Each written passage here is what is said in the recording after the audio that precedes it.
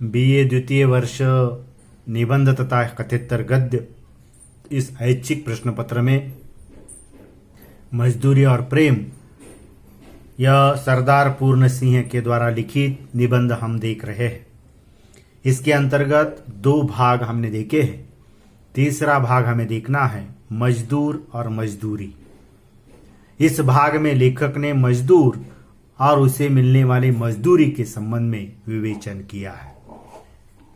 लेखक का मानना है कि अगर हमने किसी मजदूर को उसके हाथ में 4 आने पैसे देकर कहा कि यह लो आपकी दिन भर की मजदूरी, यह तो उसके साथ दिल लगी हो गई, क्योंकि उसने हाथ, पांव, सिर, आंखें आदि सब के सब आपको अर्पण कर दिए थे। वैसे तो यह सारी चीजें उसकी नहीं थी, यह तो ईश्वरीय देन है। वैसे उसी प्रकार जो पैसे हम देते हैं वे भी हमारे नहीं हैं, वे तो पृथ्वी से निकले धातु के टुकड़े हैं, अर्थात वे भी ईश्वर से निर्मित है। इसलिए मजदूरी का ऋण कोई धन पैसा देने की औपचारिकता से पूर्ण नहीं होता, बल्कि परस्पर प्रेम भाव, परस्पर प्रेम सेवा से ही पूर्ण हो जाता है। इसीलिए लेखक एक उदाहरण भी देते हैं कि कोई अनाथ विधवा रात भर बैठकर कोई कमीज सीती है, साथ ही अपने दुख पर रो रही है। पिछले 2-3 दिनों से वो भूखी भी है और कमीज सीते सीते वह सोच रही है कि यह कमीज मैं सी लूंगी तो मुझे खाने में कुछ मिलेगा। अर्थात उसके लिए वह कमीज मात्र एक वस्त्र नहीं है, एक वस्तु नहीं है, बल्कि उसकी आत्मा की झलक उसमें है, उसके सुख दुख और उसकी पीड़ा की झलक उसमें है।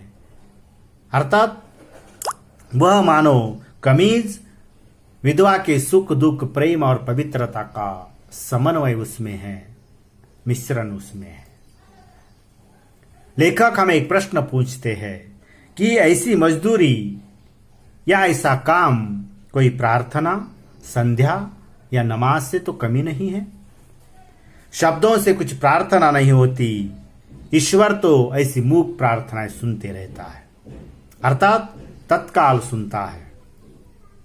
इस तीसरे मुद्दे के माध्यम से लेखक ने यह बतलाया है कि किसी के प्रति मात्र या कोई मेहनत करता है, मजदूरी करता है, काम करता है तो सिर्फ पैसे देकर औपचारिकता निभाना कोई मानवता नहीं है, बल्कि उसके साथ प्रेम से, स्नेह से व्यवहार करना आवश्यक है। यही बात लेखक ने इस तीसरे मुद्दे के माध्यम से बतलाई है। चौथा मुद्दा लेखक बतला देते प्रेम और मजदूरी। लेखक ने इस मुद्दे के माध्यम से कहा है कि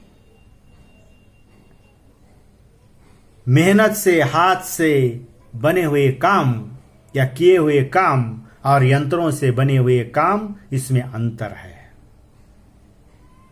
क्योंकि मनुष्य के हाथ से बने हुए कामों में उनके प्रेममय आत्मा की सुगंध प्राप्त हो जाती है। जैसे कोई चित्रकार है, कोई चित्र बनाता है तो उस चित्र में उसके आत्मा का दर्शन हमें होता है, परंतु वही यंत्रों की सहायता से बने हुए कोई फोटो या चित्र में वह झलक हमें दिखाई देती नहीं, मानो उसमें एक प्रकार के निर्जीवता का वह दर्शन हमें होता है।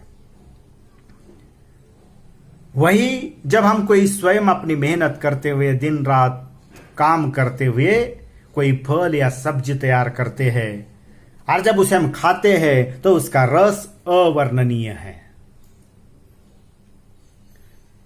वही टीन में बंद अचार और मुरब्बे में वह रस हमें प्राप्त नहीं होता जो हमें मेहनत और काम से दिन रात प्रयास करने के बाद कोई सब्जी या कोई फल हमें खाते हैं, वह मीठापन उसमें हमें प्राप्त हो जाता है। अर्थात जिस चीज में मनुष्य के प्यारे हाथ लगते हैं, वहां पर उसके हृदय का प्रेम और उसके मन की पवित्रता का दर्शन उसमें हो जाता है। इसी कारण होटल में बना हुआ खाना हमें नीरस लगता है। वहां भी मनुष्य ही खाना बनाता है, परंतु वहां मनुष्य मशीन बन जाता है। वह मन लगाकर या आत्मा उसमें प्रस्तुत होती नहीं, परंतु वही हमारी पत्नी, हमारी प्रियतमा, अपनी माँ जब खाना बनाती है, भले ही वो रूखा सूखा खाना हो, परंतु उसमें एक प्रकार का मीठापन प्रस्तुत हो जाता है। जब कोई हमारी प्रियतमा अपने कंधों पर गड़ा उठाकर ठंडा जल लाती है, तो वह ठंडा जल अमृत के समान है। वह मानो प्रेमामृत है। वह प्रेम प्याला जब हम पीते हैं तो वह किसी शराब से कम नहीं है। अर्थात प्रेम ही जीवन को परिपूर्ण बना देता है, प्रेम ही जीवन को गदगद बना देता है।